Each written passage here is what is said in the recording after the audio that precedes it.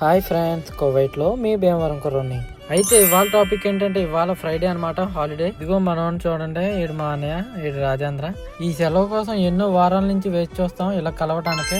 నాకు ఈ కువైట్ లోనే పరిచయం, కానీ ఈ కువైట్ లో ఎవడన్నా బెస్ట్ ఫ్రెండ్ ఉన్నాడంటే ఆడి ఈడే. ఇంకా లోపు చర్చ్ టైం అయిపోయిందని చర్చికి బయలుదేరాం ఇద్దరం కలిసి. ఇంకా ఈ చర్చికి వచ్చి ఈ చర్చ్ చూసుకుని ఈ చర్చిలో ప్రేయర్ అయిపోయాక అయితే మా ఫ్రెండ్ నిన్న రాత్రి ఫోన్ చేసి చెప్పాడు, హవలీలో నేను బర్త్డే పార్టీ చేసుకున్నాను, మీరు కంపల్సరీ రావాలి అని చెప్పాడు. మేము ముగ్గురం బయలుదేరి అక్కడికి వచ్చాం. ఇదిగో చూడండి, ఈ వైట్ షర్ట్ వేసుకున్నాడు కదా, ఈ అన్నయ్య అనమాట బర్త్డే బాయ్. ఈ బర్త్డే పార్టీ చూసుకుని వస్తుంటే మా వాడు కార్లో తెగ డాన్స్లు వేసేస్తున్నాడు. ఇదిగో మీరే చూడండి. ఇదిగోండి, చూసారు కదా మా వాడు ఎలా డాన్స్లు వేస్తున్నారో. మామూలుగా ఎంజాయ్ చేయలేదు శుక్రవారం, లాస్ట్ శుక్రవారం బాగా ఎంజాయ్ చేసామన్నమాట.